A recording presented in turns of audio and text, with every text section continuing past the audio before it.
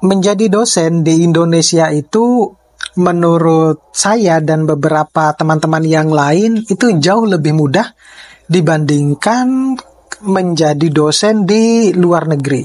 Ini juga saya mendapatkan informasi dari teman-teman yang sedang studi di luar negeri dan bahkan yang saya melihat wawancara yang ada di YouTube. Mau tahu seperti apa? Tetap stay tune di channel saya, kita bahas ini lebih dalam.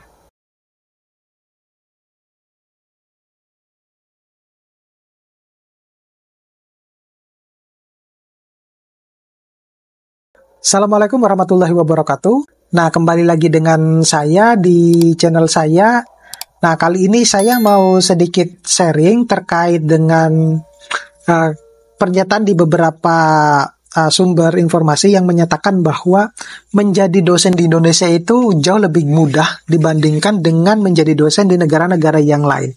Nah, tentunya ini akan menimbulkan berbagai macam pertanyaan. Yang paling mendasar itu adalah, kenapa bisa begitu? Kenapa kok menjadi dosen yang ada di Indonesia itu jauh lebih mudah dibandingkan menjadi dosen yang ada di luar negeri? Ini adalah terkait dengan beberapa alasan setelah saya bertanya kepada teman-teman yang sedang studi ke luar negeri yang di berbagai macam negara. Kemudian saya juga menanyakan teman-teman dosen ya, yang orang Indonesia yang memang mengajar di luar negeri. Kemudian saya juga melihat YouTube-nya mereka. Jadi, kenapa kok saya bilang begitu? Karena begini, kalau di Indonesia itu sampai saat ini, meskipun ada isu bahwa kedepannya itu dosen itu minimal S3 gitu ya.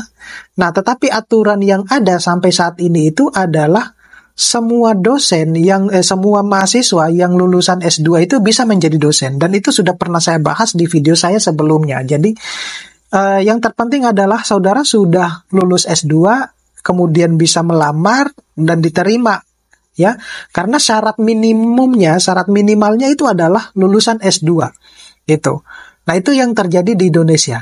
Nah, terkait dengan bagaimana nanti karir dosennya bagi mereka yang lulusan S2 dibandingkan dengan yang lulusan S3, itu semuanya kembali lagi pada pribadi masing-masing, karena beda pola pikir ketika kita menjadi mahasiswa sama ketika kita sudah menjadi dosen. Yaitu sudah pola pikirnya sudah berbeda. Nah, oleh karena itu, sekali lagi, kenapa kok yang di Indonesia itu lebih mudah? Jadi di samping karena tidak ada seleksi yang ketat ya, ketika kita sudah lulus S2, kemudian kita melamar di universitas, apalagi kalau ada embel-embel bahwa ini adalah universitas top gitu, kemudian dilihat dari IPK-nya bagus, nah itu pasti kesempatan untuk diterimanya jauh lebih besar. Nah, dibandingkan dengan yang bukan lulusan S2. Apalagi kalau dia sudah lulus S3, nah itu semua universitas cari mereka-mereka yang sudah lulus S3. Ya, kenapa demikian? Karena universitas tahu bahwa ketika nanti akreditasi, dosen-dosen yang memiliki memiliki riwayat pendidikan ya atau lulusan S3 itu nilai bobotnya lebih tinggi di akreditasi. Itu yang banyak sekali. Jadi kalau teman-teman yang lulusan S3 kemudian ngelamar menjadi dosen itu akan jauh lebih besar kesempatannya diterima dibandingkan yang S2. Kalau ya yang melamar itu ada 2 orang misalnya, satu lulusan S2, satu lulusan S3, maka pasti yang akan diterima ini adalah S3. Berbeda kalau misalnya dua-duanya itu adalah S2. Nah, itu tergantung dari pihak universitasnya apakah membutuhkan semacam itu. Nah, tetapi biasanya kalau misalnya terjadi seperti ada dosen yang akan pensiun, kemudian akan dibuka jurusan yang baru, maka kesempatannya itu diterimanya jauh lebih besar. Nah, itu yang terjadi di Indonesia. Jadi, regulasi ataupun aturan yang saat ini masih berlaku itu adalah untuk menjadi seorang dosen, itu minimal S2 dan tidak perlu harus pintar-pintar amat. Dan yang penting sesuai dengan persyaratan yang disyaratkan oleh setiap kampus yang tempat Anda menjadi pelamar, kemudian sudah sesuai dengan kualifikasinya mereka, nah pasti akan diterima semacam itu, gitu, ya. Nah, Kenapa saya bilang begitu tadi? Karena itulah regulasi yang terjadi di Indonesia. Nah, bagaimana dengan kasus yang ada di luar negeri? Nah, kalau di luar negeri itu tidak ada dosen yang lulusan S2.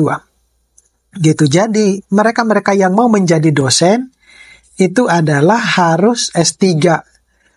Apakah setelah S3 dia bisa langsung menjadi dosen? Tidak juga, gitu, ya.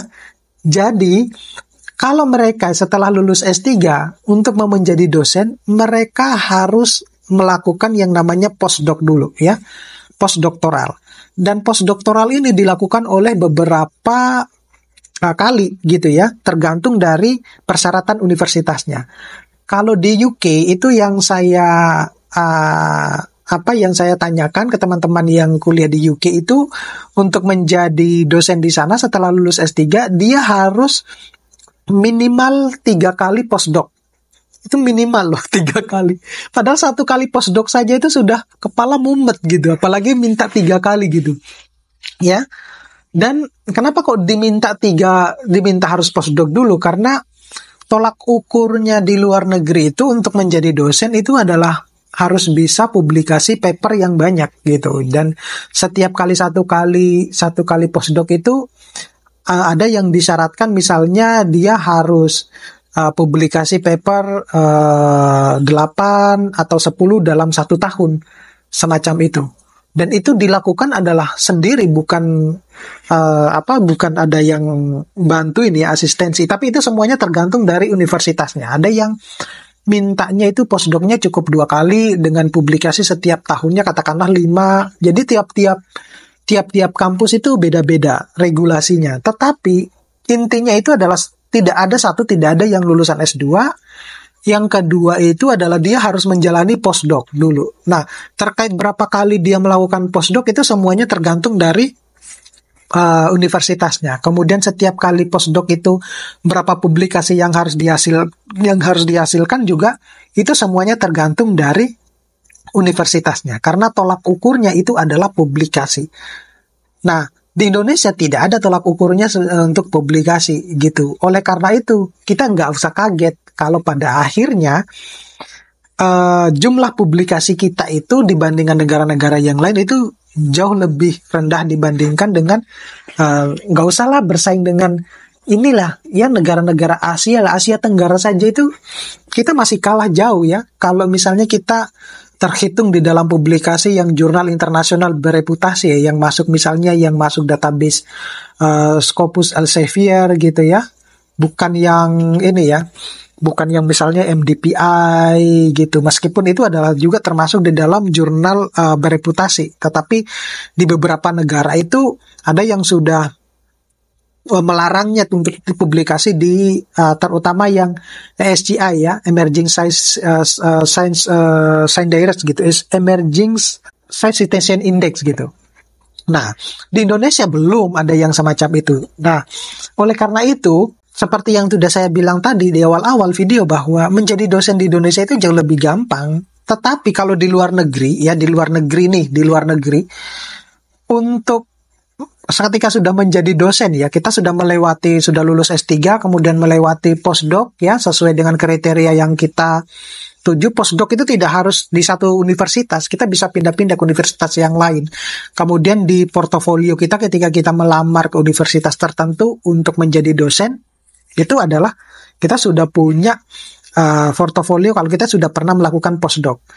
Nah, tetapi di luar negeri itu selaras atau sama dengan HR yang mereka terima. Jadi kalau mereka nerima itu dalam 1 tahun itu 1 M lebih gitu, dalam 1 tahun ya, gajinya mereka itu ya beda sekali dengan yang ada di Indonesia ya.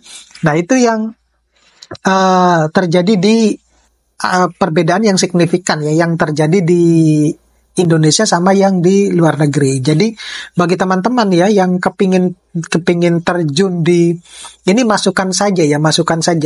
Bagi teman-teman yang ingin terjun ke dunia dosen, maka sebaiknya kalau saya itu adalah ini, tapi ada plus minusnya nih. Sebaiknya kalau menurut saya itu adalah setelah lulus S2 langsung S3 dulu. Nah, ketika sudah sekolah S3 beberapa semester ya, misalnya 2 atau 3 semester, baru melamar menjadi seorang dosen. Semacam itu. Itu yang ini. Jadi tidak harus menunggu lulus S3 dulu. Gitu. Jadi kita sudah punya yang namanya, setidaknya sudah punya home base. Kemudian kita sudah punya NIDN, nah sehingga kita bisa merencanakan karir dosen gitu. Jangan sampai nunggu lulus dulu karena khawatirnya lulusnya lebih lama gitu ya. Nah, bagi teman-teman yang saat ini melamarnya sudah keterima sebagai S2, ya secepatnya harus S3 karena yang saya dapatkan bocorannya itu adalah tidak akan lama lagi ada perubahan bahwa dosen itu minimal harus S3. Dan itu sebenarnya beberapa, sadar nggak sadar ya, satu di beberapa universitas itu rata-rata sudah S3 ya. Jadi yang S2 itu sudah dijadikan sebagai asisten profesor. Itu yang pertama. Yang kedua, sadar nggak sadar, teman-teman yang S2 itu sebenarnya sudah dikunci gitu. Mereka tidak bisa bergerak apa-apa. Mau jadi ini, ada yang lebih pendidikannya yang lebih tinggi S3. Mau seperti ini terhalang lagi sama mereka yang sudah S3 gitu. Jadi jalannya mereka itu sudah terkunci gitu, sudah sudah terbuntukan gitu dengan mereka-mereka yang ada dengan S3 yang ada di jurusannya tersebut. Semacam itu. Jadi itulah yang harus kita sadari secepatnya. Oke, mudah-mudahan ini bisa bermanfaat buat teman-teman. Nanti kita bisa ketemu pada video-video berikutnya ya. Jangan lupa untuk terus dukung channel saya, tonton video saya sampai full. Assalamualaikum warahmatullahi wabarakatuh.